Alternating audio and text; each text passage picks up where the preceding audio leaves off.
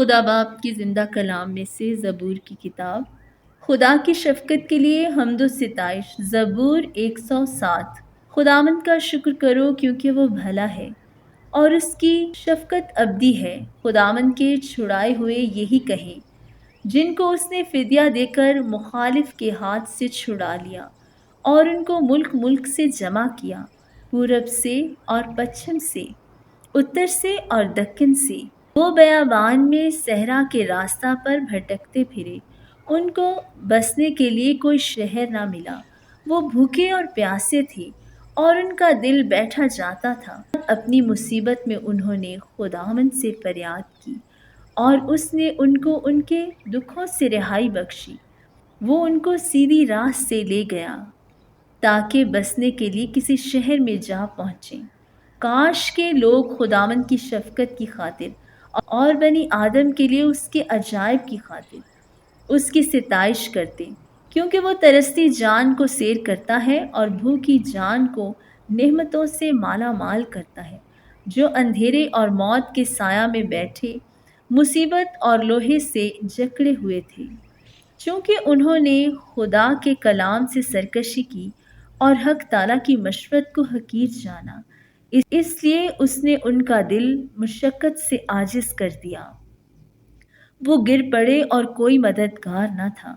تب اپنی مصیبت میں انہوں نے خداوند سے فریاد کی اور اس نے ان کو ان کے دکھوں سے رہائی بخشی۔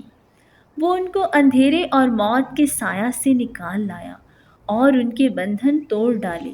کاش کے لوگ خداوند کی شفقت کی خاطر اور بنی آدم کے لیے اس کے عجائب کی خاطر اس کی ستائش کرتے، کیونکہ اس نے پیتل کے پھاٹک توڑ دیے اور لوہے کے بینڈوں کو کاٹ ڈالا۔ احمق اپنی خطاؤں کے سبب سے اور اپنی بدکاری کے باعث مصیبت میں پڑتے ہیں۔ ان کے جی کو ہر طرح کے کھانے سے نفرت ہو جاتی ہے اور وہ موت کے پھاٹکوں کے نزدیک پہنچ جاتے ہیں۔ تب وہ اپنی مصیبت میں خداوند سے فریاد کرتے ہیں اور وہ ان کو ان کے دکھوں سے رہائی بخشتا ہے۔ وہ اپنا کلام نازل فرما کر ان کو شفا دیتا ہے اور ان کو ان کی ہلاکت سے رہائی بخشتا ہے۔ کاش کے لوگ خداوند کی شفقت کی خاطر اور بنی آدم کے لیے اس کے عجائب کی خاطر اس کی ستائش کرتے۔ وہ شکر گزاری کی قربانیاں گزرانے اور گاتے ہوئے اس کے کاموں کا بیان کریں۔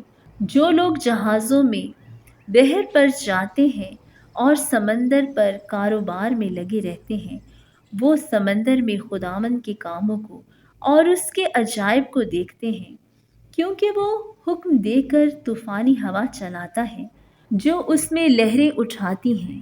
وہ آسمان تک چڑھتے اور گہراؤں میں اترتے ہیں۔ پریشانی سے ان کا دل پانی پانی ہو جاتا ہے۔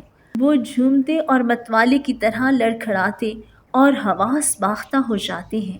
تب وہ اپنی مصیبت میں خداوند سے فریاد کرتے ہیں اور وہ ان کو ان کے دکھوں سے رہائی بخشتا ہے۔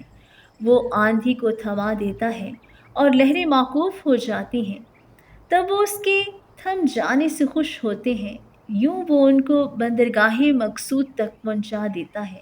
کاش کے لوگ خداوند کی شفقت کی خاطر اور بنی آدم کے لیے اس کے عجائب کی خاطر اس کی ستائش کرتے۔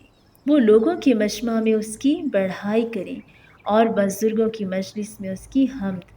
وہ دریاؤں کو بیابان بنا دیتا ہے اور پانی کے چشموں کو خشک زمین۔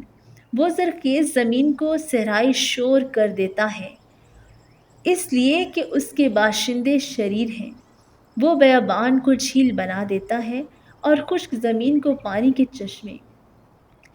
وہاں وہ بھوکوں کو بساتا ہے تاکہ بسنے کے لیے شہر تیار کریں اور کھیت بوئیں اور تاکستان لگائیں اور پیداوار حاصل کریں۔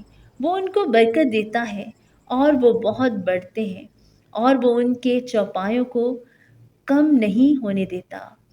پھر ظلم و تکلیف اور غم کے مارے وہ گھٹ جاتے اور پست ہو جاتے ہیں۔ وہ عمرہ پر ذلت انڈیل دیتا ہے اور ان کو بے راہ ویرانہ میں بھٹکاتا ہے۔ تو بھی وہ محتاج کو مصیبت سے نکال کر سرفراز کرتا ہے اور اس کے خاندان کو ریوڑ کی طرح بڑھاتا ہے۔ راست باز یہ دیکھ کر خوش ہوں گے اور سب بدکاروں کا منہ بند ہو جائے گا۔